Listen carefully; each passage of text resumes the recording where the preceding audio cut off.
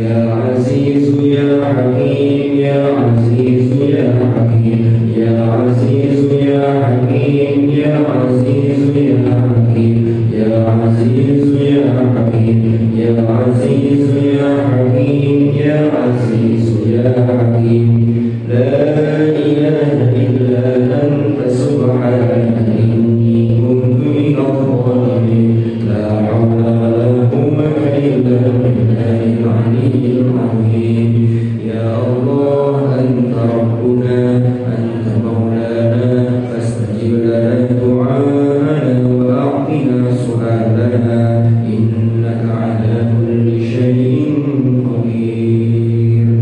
الفاتحة.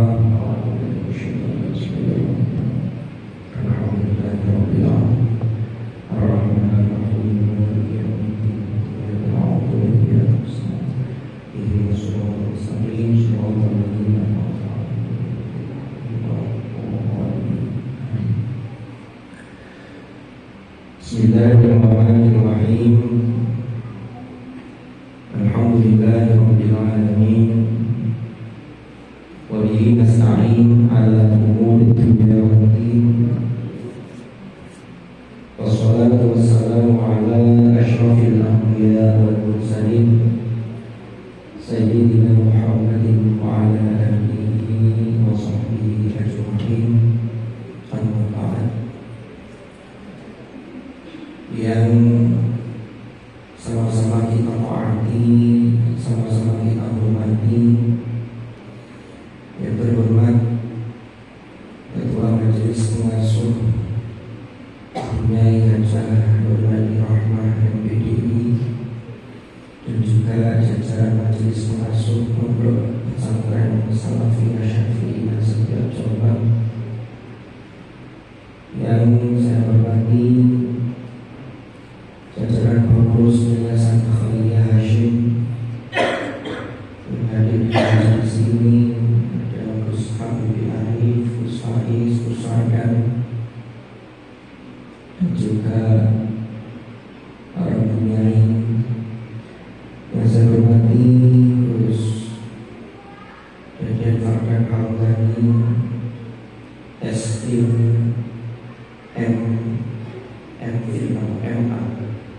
MAG, sudah lagi DR, doktor. Jadi dokternya nanti ada Gus Farkan, yang sudah ada dengan Dr. Hamzah Fauzi. Ya. Selaku Gus Farkan selaku direktur madrasah, saya hormati yang Rasyida Darsa Putri, direktur pondok pesantren,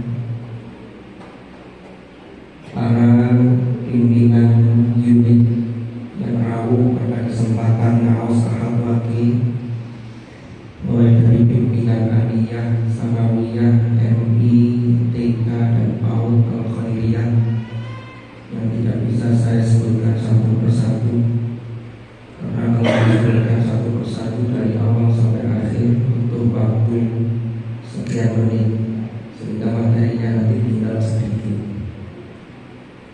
Hingga Allah hormati para asatidz dan ustadzat, para bapak ibu, dewan guru di semua unit lingkungan Yayasan Khairiyah Hashim, termasuk para asatidz di Madin.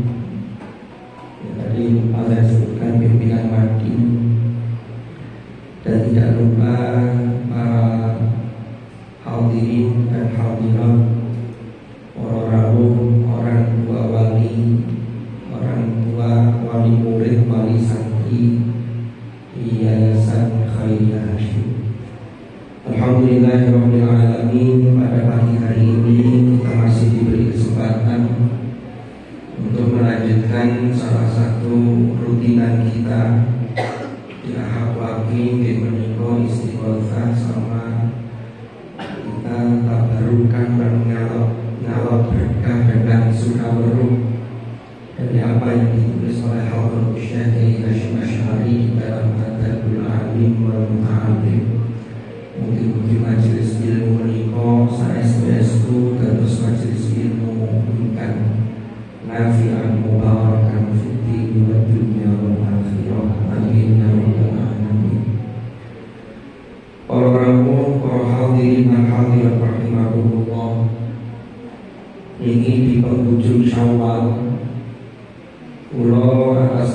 pribadi dan juga atas nama lembaga mengaturkan tahniah. Ini kalau selamat Idul Fitri asik ini. Padahal aku pakai kontrolas. Ya tahniah karena di bulan Syawal terlebih lagi kami selaku penyelenggara di lembaga pendidikan ini mewakili semua terkait, semua dewan guru dan pimpinan seluruh agung para punten, mohon maaf lahir batin. Mungkin dalam banyak hal tentunya di sana sini banyak kekurangan, dan mudah-mudahan kita betul-betul termasuk minal aidin wal faizin wal maqbulin, yaitu termasuk orang-orang yang kembali pada sucian, pada fitrah, termasuk orang-orang yang al-faizin, yang nanti al-faizun itu adalah ashabul jannah, dan kita amal-amal kita diterima oleh Allah Subhanahu wa ta'ala. Para hadirin dan hadirat rahimakumullah, di episode yang lalu kita membahas dawuhnya Imam Ruwa'i yang dikutip oleh Hadratus Syekh, ya bunayya ij'al ilmaka milhan wa adabaka daqiqan. Ini di episode yang lalu. Sekarang kita lanjutkan. Bismillahirrahmanirrahim. Qala al-mu'allif rahimahullahu ta'ala wa nafa'ana bihi wa bi'ulumihi fi darin amin. Wa qala Ibnul Mubarak, Imam Ibnul Mubarak dawuh, Imam Ibnul Mubarak radhiyallahu anhu, kata beliau, nahnu ila qalilin minal adab ahwaju minna ila kathirin minal ilm.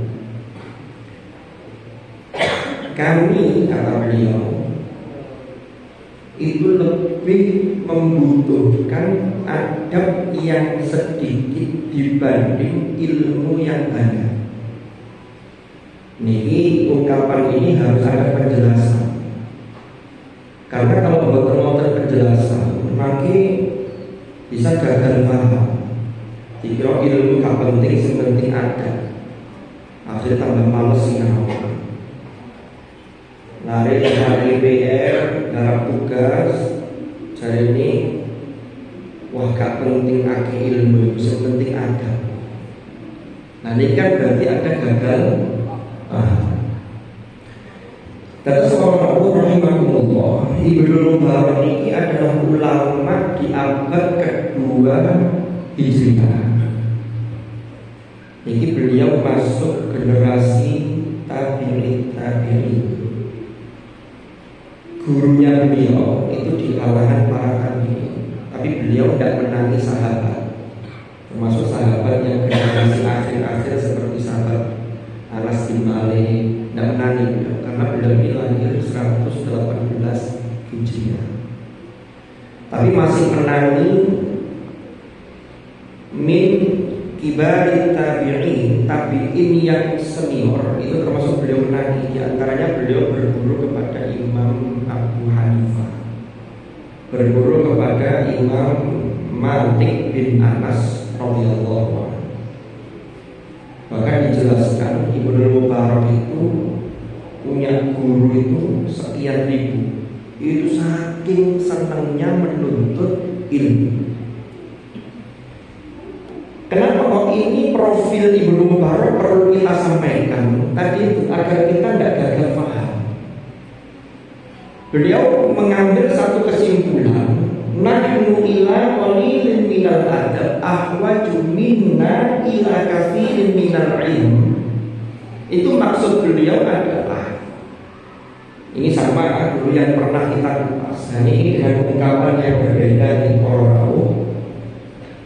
Jadi adab itu mestinya memang akan muncul kalau seseorang itu ilmunya semakin mendalam dan semakin luas, sehingga khosyahnya muncul.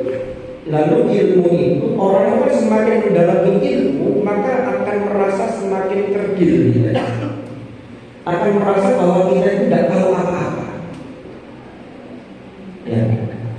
Wa yas'alunaka 'anil ruh qul ruhu min amri rabbi wa ma utitum minal ilmi illa qalila.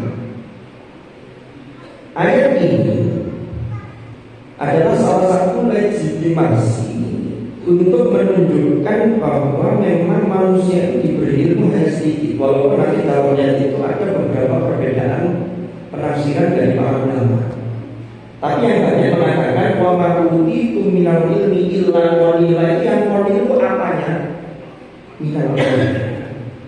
Jadi ilmu yang diberikan utitum minal ilmi itu sedikit.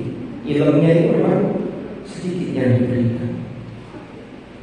Jadi saat alim-alimnya orang zaman dulu, ulama-ulama zaman dulu itu, yang menguasai sekian fan keilmuan, sebutlah Imam Syafi'i di abad kedua Hijriah sampai awal abad pertama, abad ketiga Hijriah, karena wafat tahun 2004, dia harus 4 Hijriah, sampai pada masa Imam As-Suyuti umpamanya, itu menguasai banyak bidang ilmu, tapi itu juga masih sedikit. Memang manusia itu sedikit, apalagi dibanding ilmunya Allah, tidak mungkin kita ya.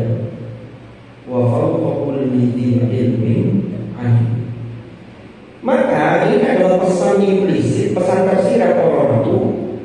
Lantas menurut saya itu dititipi ilmu sedikit, maka berarti yang banyak saja dalam pandangan manusia, pada orang ini alim, pintar, itu dalam pandangan Allah itu masih sedikit, dan kita harus merasa sedikit. Karena kalau merasa banyak, ini yang bahaya. Akhirnya menjadikan orang itu merasa cukup untuk belajar, cukup wes. Saya tidak mau mencari ilmu lagi. Padahal fan keilmuan itu kan jenisnya banyak. Ya. Yang jelas semua ilmu itu nanti akan mengantarkan kita, kalau cara perolehannya itu benar, itu akan mengantarkan seseorang itu semakin dekat pada Allah. Ini kan digambarkan dalam ciri-ciri ulul albab itu. Kesimpulan akhir, orang yang memadukan antara hati dengan akal, yang berunallaha qiyaman wa qu'udan wa 'ala junubihim, lalu dikaitkan dengan wa yatafakkaruna fi khalqis samawati wal ardh.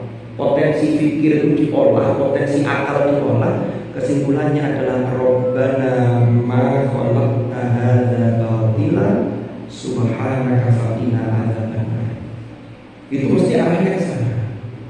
Lalu ketika orang sudah menyadari ini nanti muncul adabnya, attitude-nya, bagaimana akhlak yang terpancar. Makanya ada ungkapan yang sangat masyhur. Itu ada quote, saya lupa dari quote itu disampaikan oleh siapa, kan banyak di TikTok, di IG ada. Itu ada ungkapan begini: percuma jika ilmu setinggi langit. Ini ada bahasa majas ya, tetapi ternyata perbuatan dan lisanmu masih sering menyakiti orang lain. Menyakiti dalam arti yang sesungguhnya. Kan kadang-kadang itu ada menyakiti orang salah paham dengan menyakiti. Contoh ya, contoh gitu. Ada orang yang punya amanah atau diberi amanah harus menetapkan aturan. Mbok itu pimpinan unit yayasan umpama gitu. Kemudian ditata. Mulai besok, mulai ini yang tidak disiplin dipanggil. Ya guru, ya siswa. Yang sudah biasa tidak disiplin kemudian dipanggil dan merasa tersakiti, ini sakit yang tidak pas, sakit hati yang tidak pas. Paham maksudnya? Aku mau dipanggil, semua telan.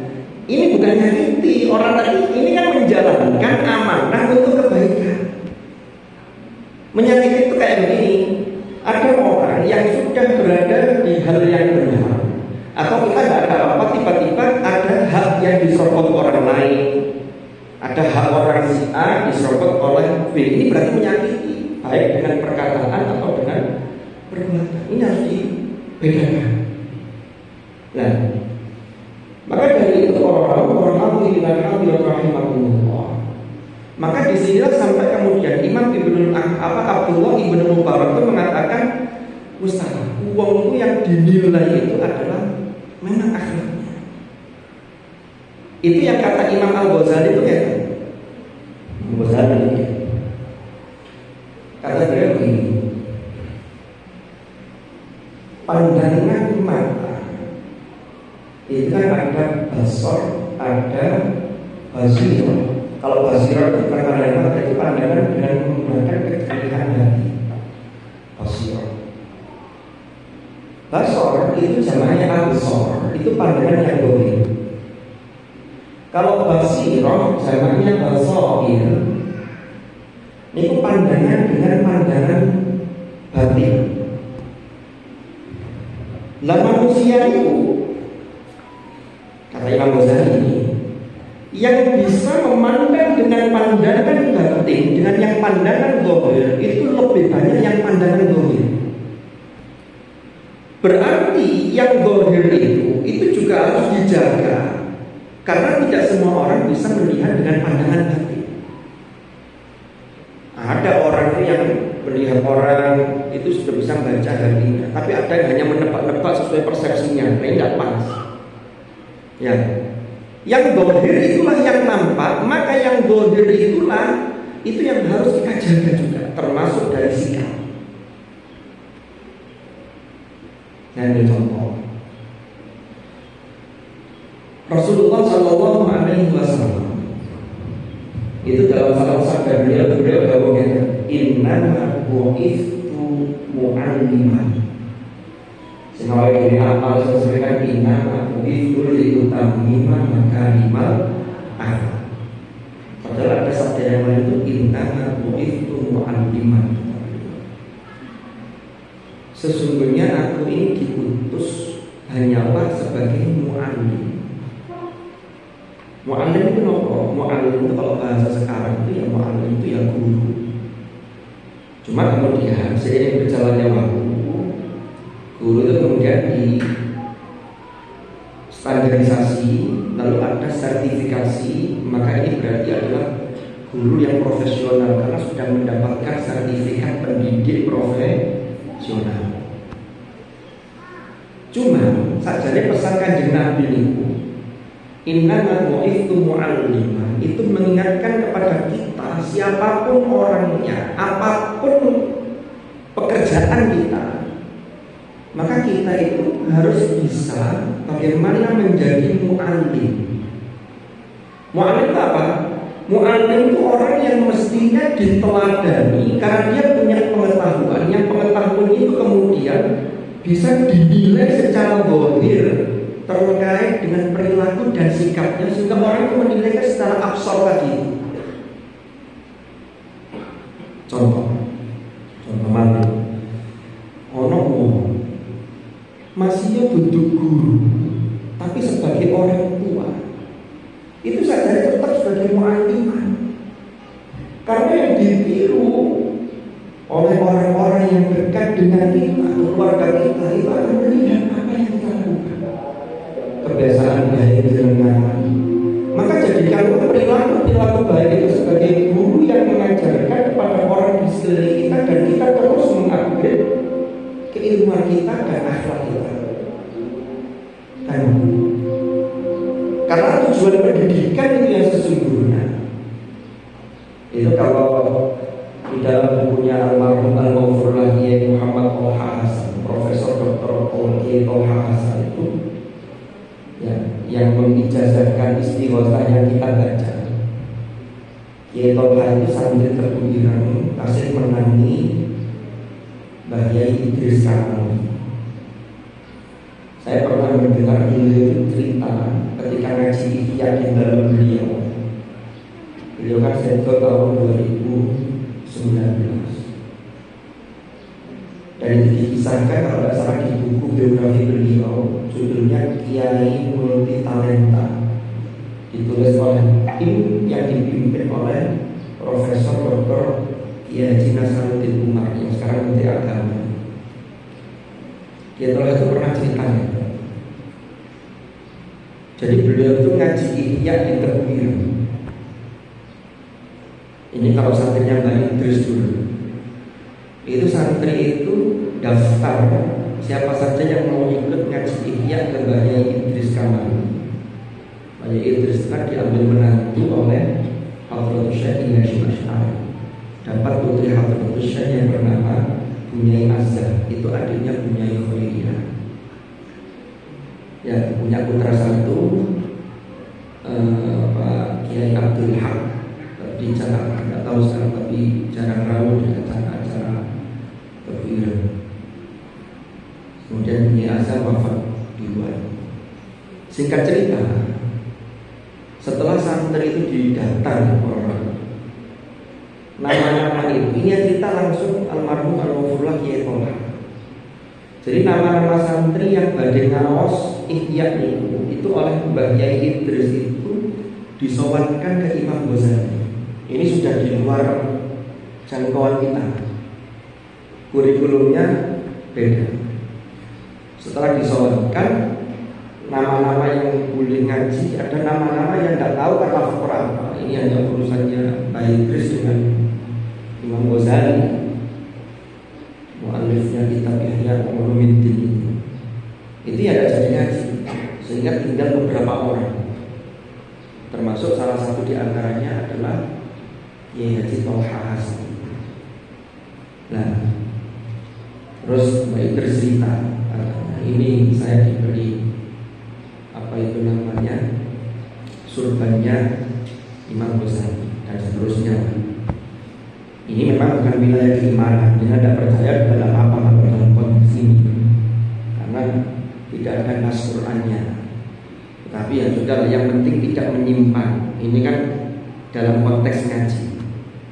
Yang tidak boleh itu adalah seperti yang dilakukan oleh Walid dalam film Bid'ah itu.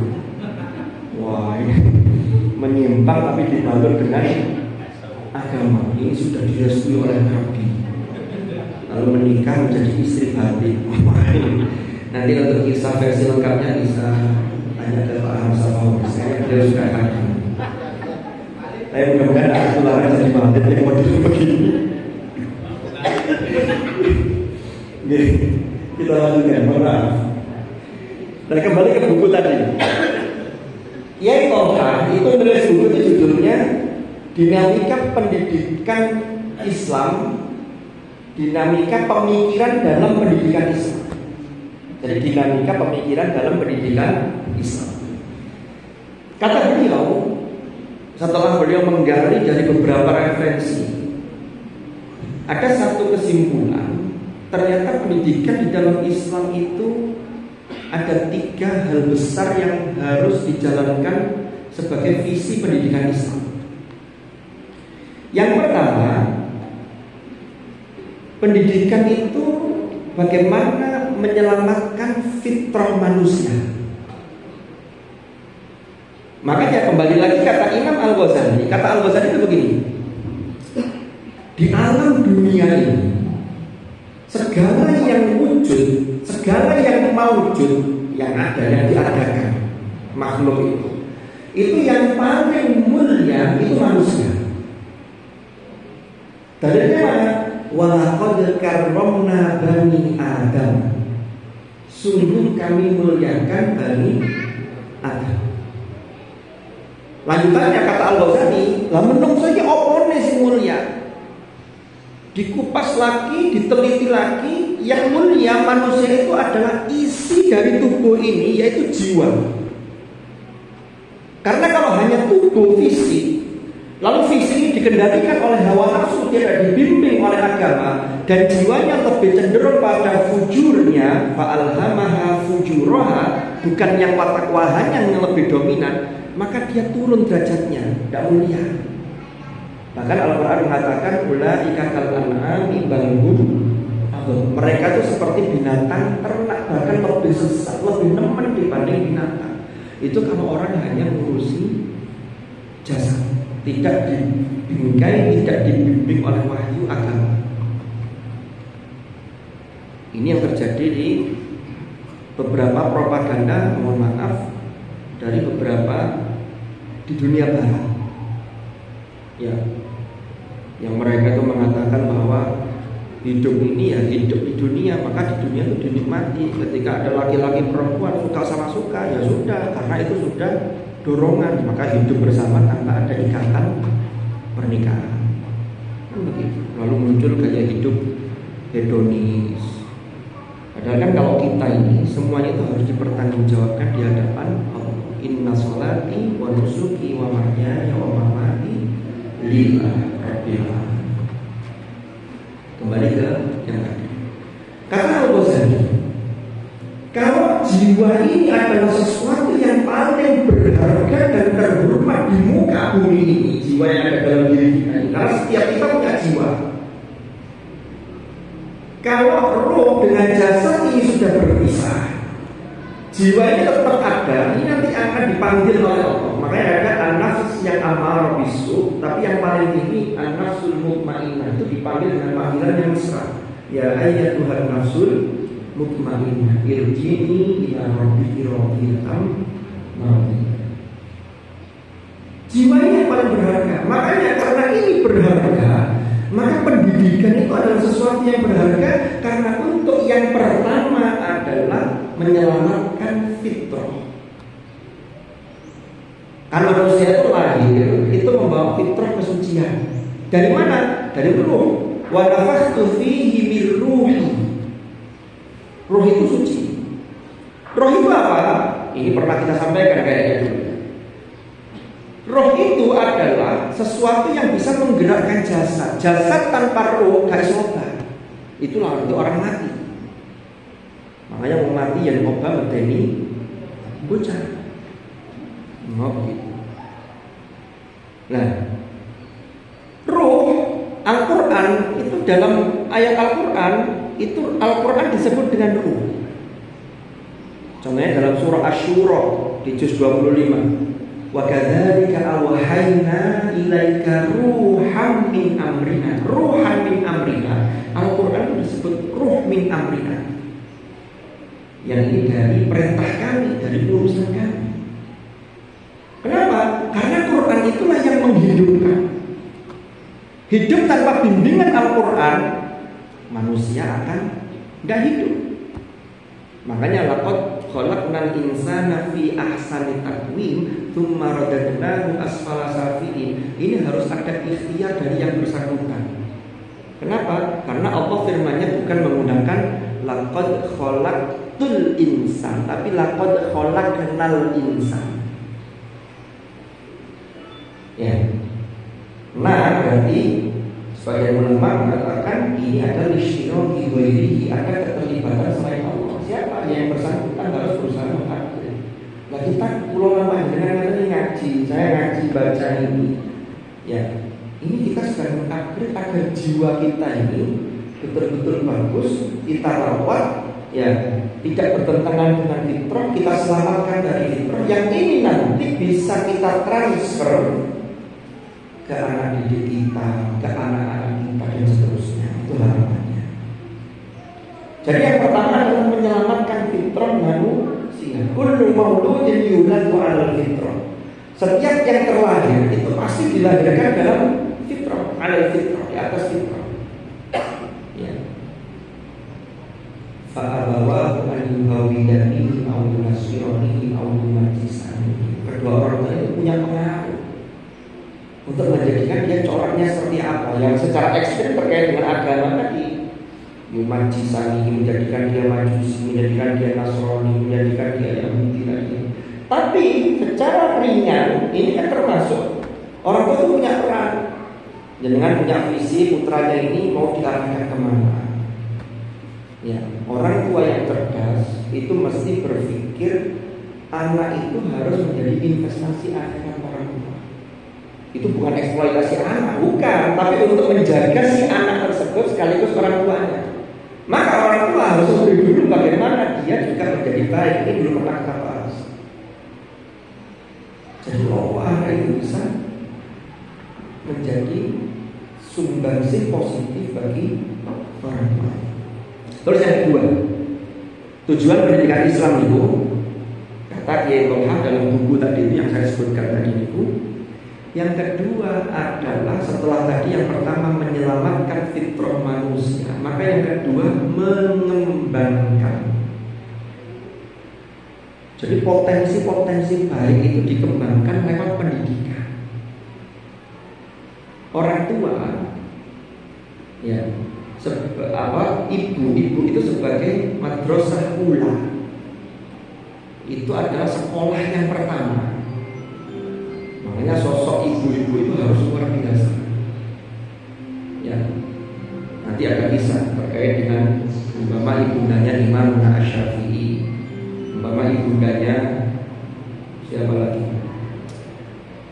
Khalifah yang adil, Umar ibn Abdul Aziz. Itu peran ibu luar biasa.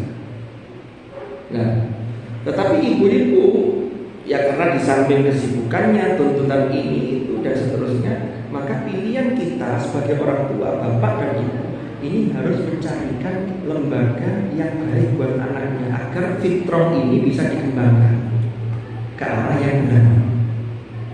Kan setiap anak itu bawa potensi masing-masing. Wallahu akhrajakum min butuni ummahatikum la ta'lamuna syai'a wa ja'ala lakumus sam'a wal absara wal afidata la'allakum tashkurun.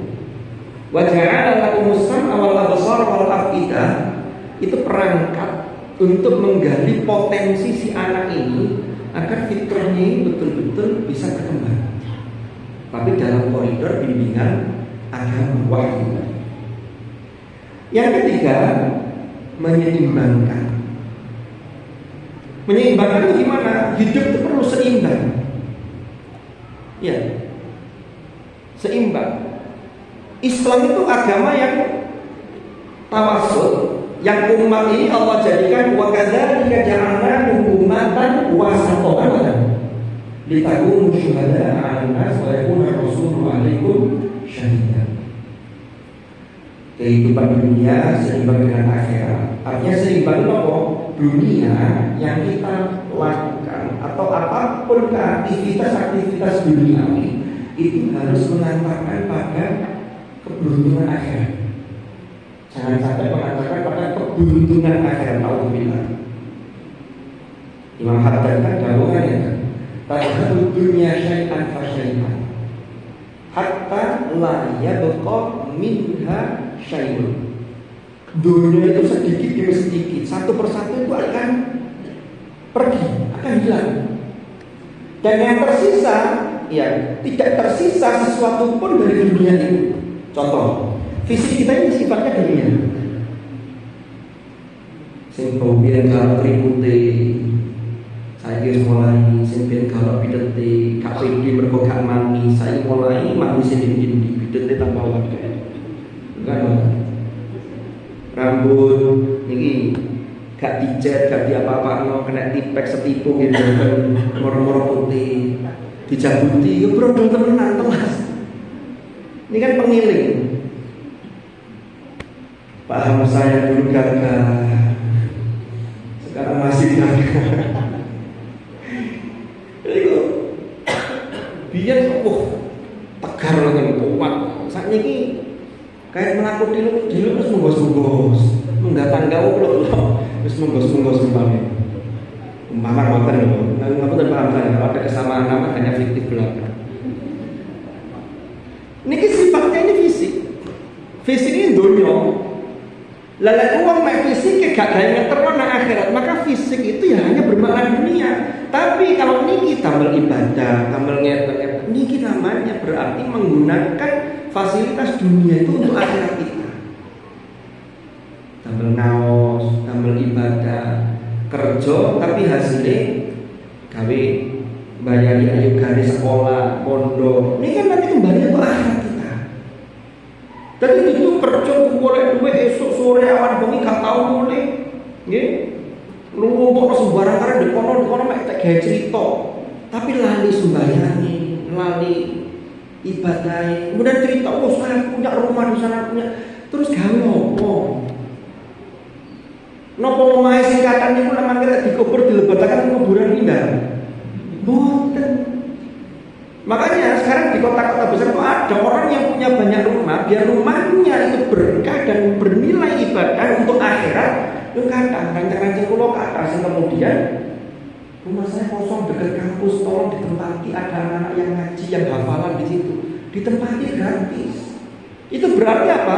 Dunia bisa menjadi support untuk akhirat. Berarti rumah itu tidak hanya dunia, tapi punya makna akhirat. Nah nanti tinggal dengan terapkan hal-hal yang lain. Jadi ada keseimbangan, termasuk keseimbangan dalam fitrah. Belum butuh yang namanya hiburan seni. Yang penting garisnya jangan bertentangan dengan aturan yang sudah baku. Ya. Melok acara joget-joget sing sampai melanggar syariat. Ono sawerane bareng. Nah, ini berarti melanggar. Kan butuh hiburan. Yang delok-delok hiburan. Ya harus dilihat. Tapi ada keseimbangan, bukan anak peteng-peteng tok gak dikei. Bagaimana saluran seninya itu juga ada gitu. Jadi makanya di lembaga pendidikan kan ada yang namanya anak-anak diberi untuk acara ini acara apa? Oh ini mengisi nanti setelah ujian sambil nunggu liburan ada pentas seni. Mereka berkreasi itu buku, tapi tetap dalam panduan, dalam koridor tidak bertentangan dengan syariat. Itu yang paling penting kan di sini. Tapi ada keseimbangan. Nah, ngaji harus ke, tapi tetap imbang. Ngaji lo ngaji, wayah roan kan di pondok kan ngoten. Wayah ngaji, koncone wayah roan, dari sregep boten. Saya tak ngaji aja tidak mau roan. Ini tidak imbang. Ini gara-gara salah pemahaman. Belum saya begini.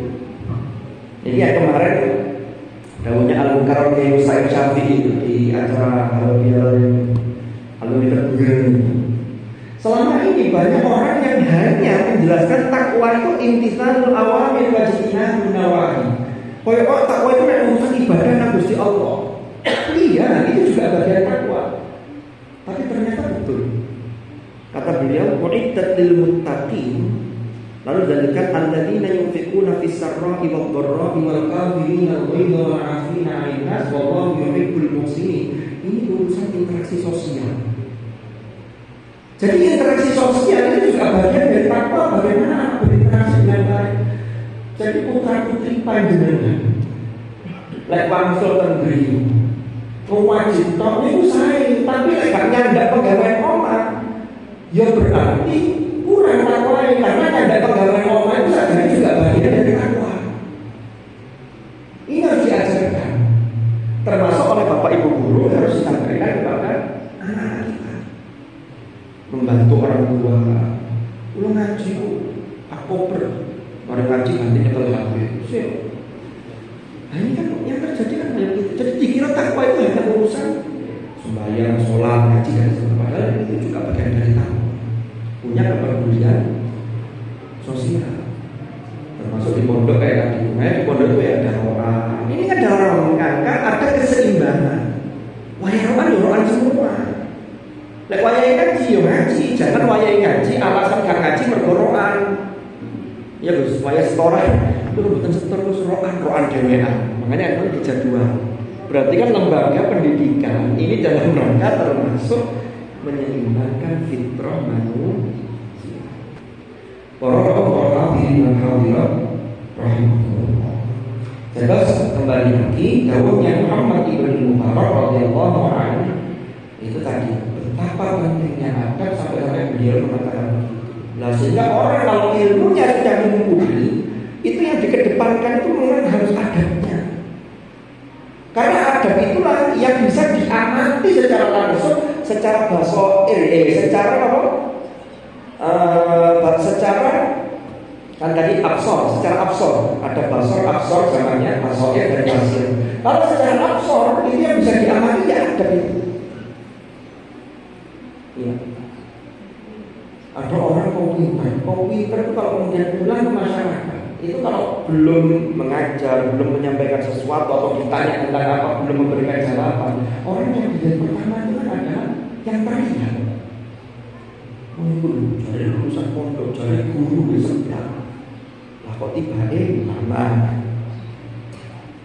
Nopo aku bilang ini tapi kemudian ada terjadi melakukan sesuatu sih tidak baik di masyarakat.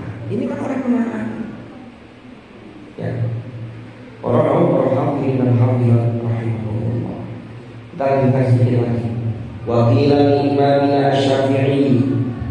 Wakila dan dikatakan atau Imam Syafi'i itu pernah ditanya. Imamina Syafi'i radhiyallahu anhu. Pertanyaan kepada Imam Syafi'i itu begini, kaifa syahwatuka lil adab? Jadi pertanyaan menggunakan bagaimana keinginan panjenengan yang kuat itu terhadap adab. Tapi bahasanya menggunakan syahwat, ini jangan sampai salah paham. Syahwat-syahwat yang lain. Okay. Jadi kaifa syahwatuka lil adab itu adalah bentuk usaha yang berangkat dari keinginan yang kuat dari dalam diri untuk menggali ilmu yang bisa mengantarkan kepada adab. Ilmu termasuk di dalamnya dulu pernah kita bahas disupport dengan ibadah dan pendekatan diri kepada Allah. Kenapa jawab Imam Syafi'i? Faqala asma'u bil harfi min fawatu a'dha'i annalaha asma'an tatana'amu bi. Loh, luar biasa jawaban Imam Syafi'i. Kata dia begini, saya itu kalau mendengarkan ilmu satu huruf saja, ya, yang ilmu ini akan mengantarkan pada adab, itu anggota tubuh saya ini merasa sangat bahagia, merasa senang, merasa tenang, seumpama seakan-akan setiap anggota tubuh yang saya miliki itu punya pendengaran yang setiap pendengar itu bisa merasakan nikmatnya. Ini sudah saking hausnya terhadap ilmu. Jenengan dados orang tua, setiap mendengar majelis-majelis ilmu selalu ingin ilmunya nambah untuk mengupgrade ketakwaan yang berupa attitude adabnya ini. Jadi Imam Syafi'i itu begitu. Makanya tadi kan begini, kok iso dua anak pada Imam Syafi'i? Oh, panjenengan kalau membaca ini sudah masyhur sekali ya kisah ini. Ini kalau Ustaz Arif sudah hafal ceritanya. Ada rumusnya dalam matematika. Nanti kalau belum ada bikin rumus. Imam Syafi'i itu kan bapaknya namanya Idris. Makanya namanya aslinya kan Muhammad bin Idris. Asy-Syafi'i kan nisbat pada marga Syafi'i Asy-Syafi'i Al-Quraisy. Ini masih keturunan Quraisy. Muhammad bin Idris, bapaknya yang namanya Idris itu, ini aslinya kan orang Palestina di Gaza. Tapi beliau ini tinggal di Mekah. Suatu ketika beliau ini berjalan di, tidak tahu aliran, saya juga masih perlu meneliti lagi kisah ini. Itu kalau di Mekah itu kalau aliran sungai itu di mana? Apakah di Mekahnya, apa ketika masih di Palestina? Wallahu a'lam. Singkat cerita, di aliran sungai itu karena kondisinya lapar, dia menemukan buah delima yang hanya di sungai kan waktu. Semua orang langsung dicopot. Mari digigit itu dapat separuh, sadar iling, loh. Nah, ini kayak semopo buah ini. Itu halal apa ora kan iki. Akhirnya diruntutlah sungai itu, ya, mulai dari salurannya yang sebelumnya itu diruntut sampai kemudian ketemulah sebuah kebun di samping sungai itu. Ada kebun delima yang sangat-sangat subur.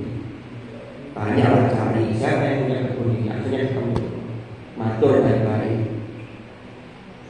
Saya ini tadi nemu di aliran sungai itu delima. Saya tidak sengaja, saking laparnya saya makan aja. Saya mohon keikhlasannya agar dengan itu. Ini demi menjaga agar tidak ada barang yang syubhat saja. Syubhat masih tidak jelas halal haramnya. Itu masuk ke dalam dirinya. Kalau yang haram yang jelas dijauhi, yang jelas-jelas haram. Makanya Rasulullah dalam Al-Arba'in kan dikutip An-Nawawi, Imam Nawawi kan meriwayatkan al-halal bayyinun wal haramu bayyinun, dan di antara keduanya ada umurun perkara-perkara yang syubhat, itu di antara halal dan haram. Singkat cerita, yang pemilik kebun kemudian ingin menguji, oh tak bisa, oh enak langsung boleh halal. Saya mau mengatakan delima yang sampai makan itu halal, syaratnya gampang. Kamu kerja di sini 1 bulan aja, tapi tanpa gaji, ikut di kebun saya. Karena bapaknya Asy-Syafi'i yang namanya Pak Idris tadi itu pingin halal apa yang sudah kadung dimakan. Ya, ini berarti kan terkait dengan sesuatu yang syubhat dalam prosesnya. Kalau delimanya secara zatnya ya halal, cuman kan prosesnya ini. Akhirnya Pak Idris ini kerja di situ 1 bulan tanpa dibayar. Sampai selesai matur lagi, alhamdulillah saya sudah menunaikan kewajiban saya, sekarang sudah halal nih. Wah, ada syarat 1 lagi. Waduh, mana ini? Wakilah katanya dalam riwayat ini, dalam kisah ini. Kemudian Pak Idris mengatakan begini, mas gini, sampai kalau mau halal, delima yang sampai makan, sampai harus menikahi anak saya. Tapi anak saya itu buta, tuli, bisu dan lumpuh. Kira-kira orang lanang ditawari apa? Kira-kira ya apa bahasan? Mungkin lah, ini kita tawari anak pulau Wahyu, Buna Desa. Jadi beri foto ini, lain enggak ya? Tawarannya itu enggak dikasih tahu fotonya, cuma anak saya itu buta, bisu, tuli, lumpuh.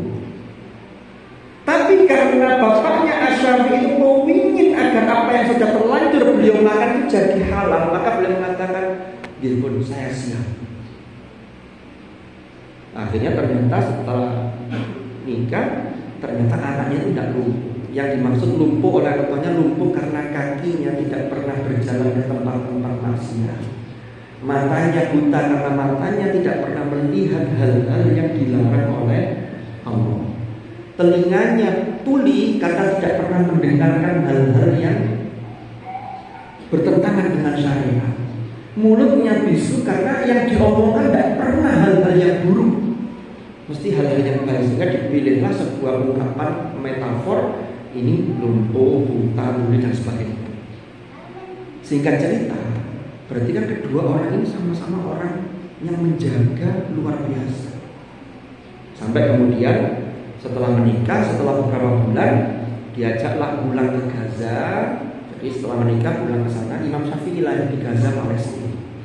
Beberapa bulan setelah itu, Imam Syafi'i masih kecil, wakil apa di kandungan apa beberapa setelah itu, ayahnya meninggal. Tinggallah ibunya. Lah ibunya ini karena tadi buta, tapi buta bukan secara hakiki ya. Maka ibunya ini sangat memperhatikan pendidikan si anak ini. Sampai kemudian setelah Asy-Syafi'i ini lahir, setelah agak besar sedikit, diajak kembali ke Mekah. Jadi Asy-Syafi'i sejak kecil sudah dikirim untuk belajar Al-Quran, ya, lalu belajar tentang bahasa Arab ke sumber aslinya. Ada kabilah atau suku namanya suku Huyai, itu yang dianggap bahasanya masih fusha, fasih dan salikoh. Salikoh itu selamat, tidak ada gangguan dari yang lain, jadi bahasa Arabnya masih murni. Asy-Syafi'i dikirim belajar di 6 tahun, 7 tahun sudah menyelesaikan hafalan Al-Quran secara mutqin. Kemudian mempelajari hadis. Sampai kemudian Imam Syafi'i di Mekah usia 15 tahun, beliau disuruh ibunya lagi untuk belajar lagi, termasuk rekomendasi dari gurunya untuk belajar ke Imam Malik. Sudah hafal Al-Muwatta Imam Syafi'i, yang isinya koleksi hadis dari Imam Malik. Kata ibunya ini, kamu belajarlah, jangan pulang kalau belum menjadi alim, belum menjadi orang yang alim dan beradab. kita tidak ketemu di dunia ini, nanti kita ketemu di akhirat. Coba bayangkan, seorang ibu yang memotivasi anaknya itu sampai kayak gitu. Ini kira-kira jangan pakai mau doakan lari wonten di mana itu. Nah, berangkat mondok. Ojo mulih nek durung pinter. Tapi pondok biyen kan saniki mungkin beda. Zaman saniki arek mondok kan liburan itu gak di omah, itu malah tutup dindi, malah ada putra. Waduh. Malah di internet, di HP, sakar-karuan. Biyen zaman Imam Syafi'i dari wonten internet. Jadi arek dan dulu nggak ada kurikulum kayak sekarang. Dulu nggak ada tanggal, nggak tahu ya, kalau dulu kayaknya nggak ada ya. Tanggal sekian ini libur, sekian habis UTS, habis UAS. Imam Syafi'i dari wonten UAS, PTS, PTA. Nama istilah tadi Mas Wardan. Penilaian akhir semester pas. Nah, jadi Imam Syafi'i itu pokoknya ojo mulai sih nek durung alim durung pinter. Wah, itu diugemi betul sama Asy-Syafi'i. Makanya dari Imam Malik kemudian beliau direkom untuk belajar setelah beliau ketemu dengan muridnya Imam Malik, namanya Imam Muhammad. Muridnya Imam Abu Hanifah namanya Imam Muhammad bin Hasan Asy-Syaibani itu. Kemudian Imam Malik itu yang menyewakan unta, ini pernah diceritakan Gus Bahari. Nyewa unta di depan makam Baqi itu ada pasar rental unta untuk diberangkatkan ke Irak berguru ke Imam Muhammad bin Hasan Asy-Syaibani. Sehingga cerita sampai di Irak jadi ulama besar, dimintai fatwa, mulailah muridnya banyak. Inilah kemudian beliau dahulu-dahulunya yang kemudian dikenal dengan qaul qadimnya Imam Syafi'i ketika di Irak. Akhirnya beliau kangen dengan ibunya. Akhirnya beliau berniat pulang. Saya mau pulang, ya, yes. Orang-orang yang di Irak itu dengar Imam Syafi'i mau pulang, itu pada datang. Nah, namanya Imam Syafi'i itu sudah jadi tokoh besar, jadi kiai besar. Banyak orang yang ingin ngalap barokah. Jadi mau pulang kampung, mau sambang ibunya itu banyak orang yang datang. Itu bawa apapun, termasuk memberi unta. Unta itu kendaraan terbagus waktu itu. Kalau sekarang mungkin diberi mobil gitu. Sampailah kemudian Imam Syafi'i itu pulang perjalanan ke Mekah mau menemui ibunya itu dengan membawa tidak tahu berapa ekor unta. Setiap unta itu banyak bidoa, bangkelannya yang dibawa unta itu saking banyaknya orang yang gawani Syafi'i tadi. Akhirnya berangkatlah ke Mekah. Sampai di perbatasan Mekah, beliau mengutus muridnya, ya, untuk menyampaikan kepada ibunya bahwa Asy-Syafi'i pulang. Sampaikanlah. Jadi Asy-Syafi'i masih di situ, berhenti dulu, utusannya menemui ibunya. Ini Asy-Syafi'i Muhammad bin Idris mau pulang. Apa pertanyaan dari ibu? Syafi'i pulang bawa apa? Dengan bangganya muridnya cerita, wah bawa sekian ratus unta, bawa sekian banyak harta. Apa kata ibunya? Saya mengutus Asy-Syafi'i bukan pulang bawa harta, tapi bawa ilmu dan adab. Kembali Syafi'i. Wah, dilaporkanlah Imam Syafi'i oleh santrinya tadi. Kata Syafi'i, waduh, ojo ngomong ini. Bilang aja Syafi'i pulang membawa ilmu dan adab. Makanya barang sebanyak tadi itu dibagi-bagikan oleh Syafi'i kepada penduduk Makkah. Kemudian santrinya tadi bilang ke ibunya bahwa oleh ibunya diterima. Karena ibunya itu memang orang yang betul-betul menjaga dan memotivasi, dan itu adalah orang yang luar biasa. Maka muncul sosok-sosok seperti Imam Asy-Syafi'i radhiyallahu. Maka kemudian di sini beliau mengatakan, makanya ini beliau ini cara belajarnya itu tadi. Pokoknya ilmu itu beliau mendengar itu Masya Allah merasa nikmat, seakan-akan semua anggota tubuh itu punya pendengaran yang bisa merasakan nikmatnya ilmu yang bisa mengantarkan kepada ada. Maka dari itu para hadirin dan hadirat rahimahullah, dari kisah ini kita harus berpikir optimis, jangan ngeter. Loh, itulah Imam Syafi'i yang mesti lawai jadi Imam Samudra, umpama lawai jadi Imam Sopo, lawai itu wong biasa. Itu namanya berpikir kontraproduktif. berpikir pesimis. Makanya di buku saya pernah sekian puluh tahun yang lalu itu ada buku motivasi, itu judulnya Setengah Isi Setengah Kosong. Saya masih ingat itu, ditulis oleh motivator namanya Parlindungan Marmau, diterbitkan oleh MKS Publishing. Waktu itu masih rame-ramenya penerbitannya punyanya Agim itu, sekitar tahun 2000, sebelum 2006 berarti, ya sekitar 2004. Berarti sudah 20 tahun yang lalu. Saya masih ingat di buku itu. Orang itu pesimis dan optimis itu bisa dilihat cara pandang pikirannya, cara pandang berpikirnya. Kalau orang optimis, setengah gelas itu, gelas terisi setengah. Kalau orang yang pandangannya pesimis itu akan melihat, aduh, kok setengah ini, ngoyo mana ini. Tapi kalau orang yang optimis, dia akan melihat bahwa setengah itu adalah modal. Oh, ini saya sudah dapat setengah, berarti kan tinggal setengahnya. Berarti setengahnya itu adalah tantangan, bukan hambatan. Beda dengan yang pertama tadi. Maka setengahnya itu, wah ini hambatan, waduh usahanya, mau setengah boleh usahanya. Lah kalau ini kita tarik dalam kisah tadi, para hadirin dan hadirat rahimahullah. Ini ngeten. Nek Imam Syafi'i wong tuane berjuangi kaya ngono, menjadikan Imam Syafi'i menjadi sosok yang luar biasa, punya etika yang luar biasa, punya ilmu wawasan yang sangat luas. Maka kita sebagai orang tua, sebagai guru, apa yang bisa kita lakukan? Karena kita tidak tahu, walaupun sedikit tapi rahmat Allah turun, maka itu bisa membuka keberkahan termasuk untuk anak-anak kita, murid-murid kita, putra-putri kita, bahkan cucu panjenengan. Tapi harus diusahakan mulai dari hal yang terkecil. Jangan berpikir besar dulu, yang kecil ini sesuatu yang besar dimulai dari yang kecil. Besar apa yang bisa kita lakukan, yang itu akan mensupport. Karena kehidupan itu akan sangat berkah. Makanya kita itu sering mendengar ungkapan mata rantai kehidupan. Di jenenge rantai itu mesti saling terkait. Oh di rantai ini nggak rantai, ini kucul. Maka kehidupan mata rantai. Ada orang, ya orang tua sudah berusaha.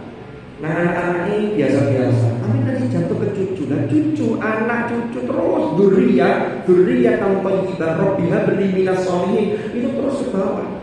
Ya nanti siapa tahu, kalau mungkin ada kita harapan pengennya begini ke anak, tapi tidak ke anak, nanti ke cucu. Naik lagi. Sebenarnya ada kisah. Saya baca di buku, kalau tidak salah di buku Sejarah Pondok Rapiat. Mbah Munawir Rapiat, pendiri Pondok Rapiat itu kan cita-cita bukan, jadi kalau jalan mbahnya Pak Buhirnya, Pak akan lupa, sudah lama saya baca. Jadi itu berdoa minta kepada Allah agar anak keturunannya itu dijadikan seorang yang alim, alama, termasuk dalam hal Al-Quran. Begitu anaknya tidak ada, tapi begitu jatuh. Ini kalau salah cucu apa gue saya lupa. Mbah Munawir itu yang mana Mbah Munawir itu menguasai banyak hal dan termasuk muara sanad qiraat Al-Quran di Nusantara. Karena dari Mbah Munawir nanti lahir muncullah Mbah Yai Arwani itu. Kan begitu. Dari Mbah Munawir muncul Mbah Yai Mufid Mas'ud Pondok Sunan Padang. Yang Mbah Yai Mufid itu setor ngaji ke Mbah Munawir, santrinya Mbah Munawir, tapi sekaligus suka nyantri ke Mbah Arwani. Jadi jangan pernah pesimis. Jadi melihat putra putri panjenengan nomor siji, nomor loro, nomor telu, nomor papat, tiga pondok sudah teroptimis terminta kepada Allah. Ya, itu tadi. Karena jawaban dari apa yang kita mohonkan kepada Allah itu tidak mesti langsung dicatat, langsung diberikan kepada putra langsung, bisa jadi ke anak cucu terus begitu. Yang jelas kesalehan yang dilakukan seseorang ini pasti ada imbasnya kepada generasi-generasi berikutnya. Ini yang kita boleh kendor, maka kita harus selalu mengakui. Kalau kita niku tadi bagaimana Imam Syafi'i dan seterusnya, wakil dalam wa kaifa qala kalahu qala bagaimana al-mutillati wa adaha wa laysa lana ghairuhu. Penjelasan insyaallah pada episode yang akan datang. Wallahu a'lam bishawab. Ini ngapunten kok latih bae kok. Kan jam Namun Gus Faiz, karena kalau baru tampil sudah jam 9:30 lebih betul sih. Namun mestinya sudah harus diakhiri. Mungkin bermanfaat, mungkin barokah. Al-Fatihah.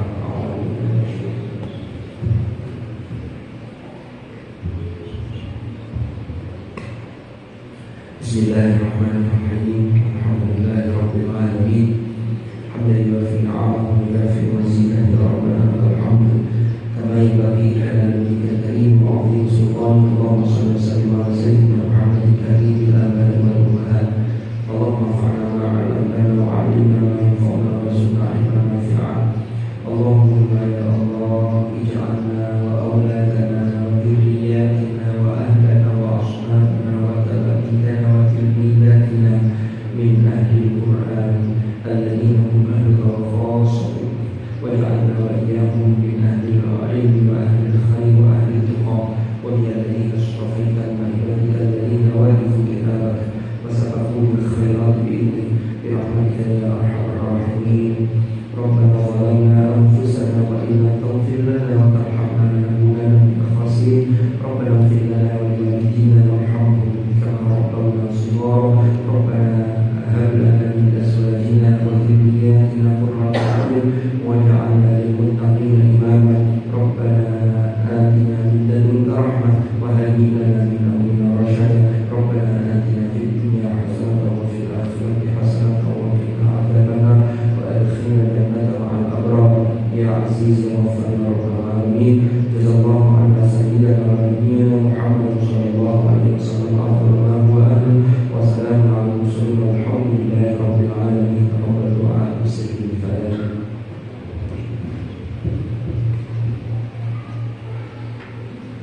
Wa maaf, Allahumma